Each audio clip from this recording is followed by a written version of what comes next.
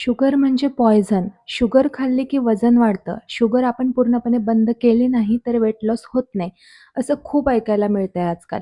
पण खरंच शुगर पूर्णपणे बंद करावी का? चला तर आज सायंटिफिकली समजून घेऊया. तर नॅचरल शुगर आणि ॲडेड शुगर यामध्ये फार फरक आहे. नॅचरल शुगर कशामध्ये असते? फळांमध्ये, खजूरमध्ये, विविध प्रकारच्या भाज्या, दूध यामध्ये नॅचरल शुगर असते. तर ॲडेड शुगर ही chips, biscuits, chocolates, cakes, sweets आणि पॅक्ड फ्रूट ज्युसेस यामध्ये असते. काही दिवसांपूर्वी मी 2 व्हिडिओज अपलोड केले होते. एका व्हिडिओमध्ये मी सांगितलं होतं जेव्हा मी शुगर बंद केले तर माझ्या बॉडीमध्ये काय मला सकारात्मक चेंजेस बघायला मिळाले. आणि एक दुसरा व्हिडिओ मी असा तयार केला होता, की खजूर खाल्ल्याने पण ग्लायसेमिक इंडेक्स वाढतो का? किंवा त्याने पण शुगर स्पाइक होतो का? यावर होता. तर त्या व्हिडिओमध्ये शुगर म्हणजे खजूरच्या व्हिडिओमध्ये मला असं सांगायचं होतं शेवटी, की तुम्ही पूर्णपणे शुगर कट करू नका. जी नॅचरल शुगर असते ती आपण कधीही अव्हॉइड करायची नाही पूर्णपणे.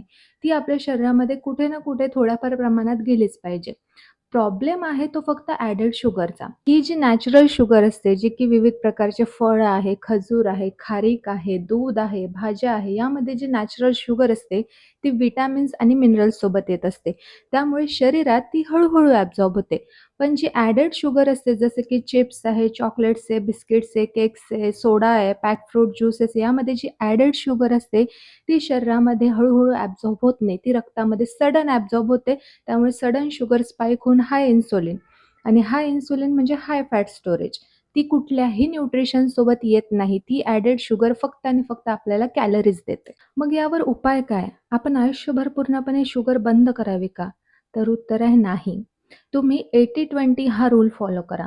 80% तुम्ही न्यूट्रिशियस खा, म्हणजे फळ आहे, पालेभाज्या आहे, फायबर रिच सबस्टन्स म्हणजे जे काही डाळी आहे, तुम्ही चपाती खाता, भाकरी खातात, भाजीपाला खातात.